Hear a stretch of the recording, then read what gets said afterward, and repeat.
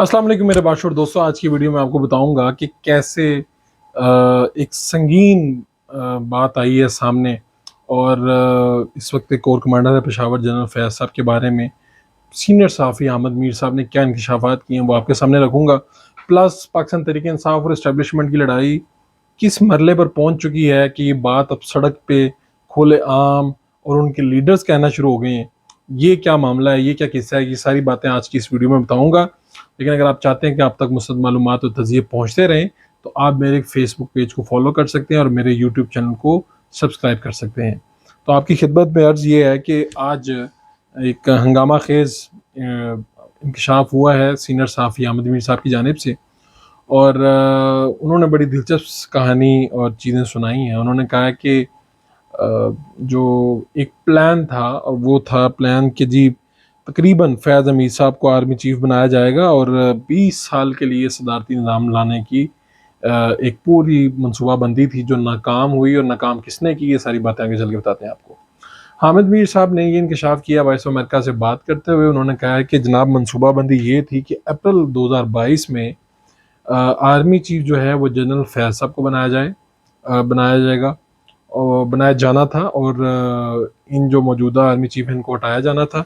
और प्लस ये था कि फिर उसके बाद नए इंतखाबात करवा देने थे।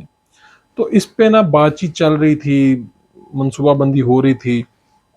और पाकिस्तान तहरीक इंसाफ जो है पीपल्स पार्टी से कुछ बात कर रही थी, लेकिन वो ये मनसूबा खुल के बता नहीं पा रहे थे। लेकिन ये चीज़ें चल रही थी कि भाई आइन में तरमीम की जाए। आपको याद होगा कि पिछले साल ये बहस बहुत ज़्यादा इन हो गई थी सदारती निज़ाम की। तो कड़ियाँ कुछ अगर आप मिलाते रहें, कुछ ना कुछ बातें आपकी ज़हन में और समझ में आती रहेंगी। इसके साथ साथ उन्होंने बताया था कि जनाब इमरान खान और उनके साथियों ने बाकायदा मनसूबाबंदी की थी कि जनाब लेफ्टिनेंट जनरल फैज़ हमीद साहब को 15 अप्रैल से कबल आर्मी चीफ बनाने का फ़ैसला किया था।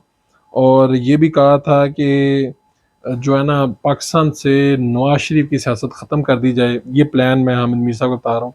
और इस मकसद के लिए उन्होंने पाकिस्तान पीपल्स पार्टी से भी राब्ते किए। पाकिस्तान पीपल्स पार्टी के जो रहनुमा थे वो मुज़ाकरात कर रहे थे और वो जो सेनेटर साहब थे उन्होंने महसूस किया कि ये जो गेम है ये बहुत लंबी चौड़ी गेम डलने जा रही है।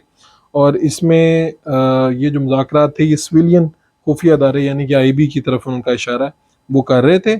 और तमाम सूरत हाल जब पता चली और ये भी पता चला कि जी तहरीक इंसाफ जो है वो सदारती निज़ाम ला रही है और 15 से 20 साल के लिए। और इसमें मुबैना तौर पर ज़ाहिरी बात इमरान खान साहब को सदर बनाया जाना मकसूद था।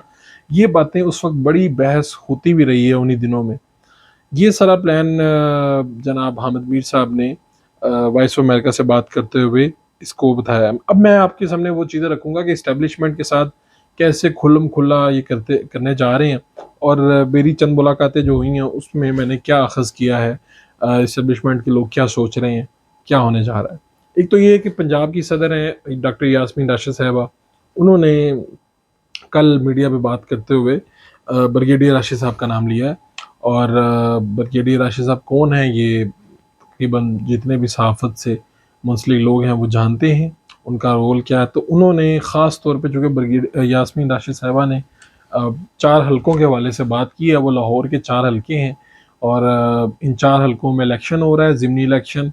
मलक असद खोखर, अब्दुल अलीम खान, अमीन चौधरी और नज़ीर चौहान, इन लोगों की डी सीट होने पे ये इलेक्शन हो रहा है। और इनमें से अलीम खान के अलावा बाकी सारे इलेक्शन लड़ रहे हैं। और पाकिस्तान तहरीक इंसाफ ने अपने उम्मीदवार दिए हैं। पाकिस्तान तहरीक इंसाफ बड़ी जान मार रही है। लेकिन साथ ही यास्मीन राशिद साहिबा ने कहा कि अगर आप न्यूट्रल रहें, आपने कहा था आप न्यूट्रल हैं, आप न्यूट्रल नहीं रह रहे। अगर आप न्यूट्रल नहीं रहेंगे तो अवाम बताएगी। और साथ में उन्होंने ब्रिगेडियर राशिद साहब का नाम भी लिया है। इन दिनों राशिद साहब का नाम भी बड़ा ज़ेर गर्दिश है, कुछ लोग जानते हैं वो काम के आदमी हैं, एक्टिव आदमी हैं। और कहा यह जा रहा है कि जो पाकिस्तान तहरीक इंसाफ के कुछ लीडर हैं जो बैठते उठते बैठते उनका नाम भी लेते हैं और बताते हैं कि उनकी वजह से हमें बड़े मसाइल का सामना है। तो ये वो बात है कि पाकिस्तान तहरीक इंसाफ जो इस्टेब्लिशमेंट के साथ आँख मचोली खेल रही थी उसको इस नए मरले में ले आई है। साथ ही साथ मैंने कुछ अफसरान से पूछा कि जो जनरल बाजवा के खिलाफ रोज़ एक ट्विटर पे ट्रेंड बनता है और कौन सी पार्टी बनाती है, कौन से लोग इसके पीछे होते हैं, तो क्या आप लोग नहीं चेक करते, क्या आपको नहीं पता? तो उन्होंने कहा कि फ़िलहाल हम इनको जितना वो बनाना चाहते हैं बनाने दें। हमें पता है कि कहाँ-कहाँ से कौन-कौन ऑपरेट कर रहे हैं इन चीज़ों को, इसके पीछे मास्टरमाइंड कौन है, कौन सी सियासी पार्टी है, ये सारी बातें जो इस वक्त एस्टेब्लिशमेंट के लोग हैं वो ये बातें बता रहे हैं। खुद आप जब इनसे बात होती है तो वो ये भी कहते हैं कि अभी हमें कोई ऐसी बात नहीं की गई, कोई ऐसा ऑर्डर नहीं है कि हम इसके ऊपर कोई सख्त एक्शन लें। लोग बना रहे हैं इस, और हमें पता भी है, ये सब कुछ हम देख रहे हैं। यानी मेरे लिए हैरानी ये थी कि एक टाइम था कि हमारे एस्टेब्लिशमेंट की तरफ इस तरह से वादा इशारे किए जाते थे तो कोई ना कोई आगे से खबरदार किया जाता था, लेकिन ये पहली मर्तबा ऐसे है कि आगे से बहुत कोई रिएक्शन नहीं दिखाया जा रहा, जिसकी मैंने ये भी पूछा कि लोग ये समझ रहे हैं कि अंदर ग्रुपिंग हुई हुई है और आप लोग खुल के एक दूसरे की मुखालफत पे उतरे हुए हैं। तो उन्होंने कहा कि ऐसी कोई बात नहीं है। हाँ, ये बात ज़रूर है कि हम नज़रअंदाज कर रहे हैं और जैसे कोई ऑर्डर या कोई चीज़ें सामने आएंगी तो हो सकता है कि हम कुछ चीज़ें करें, लेकिन फ़िलहाल हम नज़रअंदाज करने की पॉलिसी पे हैं और इसी पॉलिसी पे गामज़न रहेंगे। अब देखना ये है कि पाकिस्तान तहरीक-ए-इंसाफ और एस्टेब्लिशमेंट की ये जो आंख-मिचौली चल रही है, ये स्टेज पे जाके रुकती है और 17 जुलाई को होने वाले ज़िमनी इलेक्शन में इन 4 हलकों में नताइज क्या आते हैं और उसके बाद पाकिस्तान तहरीक-ए-इंसाफ का रवैया क्या होता है और मीडिया पे वो किस तरह से बात करती है, ये सारे आने वाले दिन बताएंगे। अपने मेज़बान फ़ारूक फड़ाइच को इजाज़त दीजिए। अल्लाह निगहबान।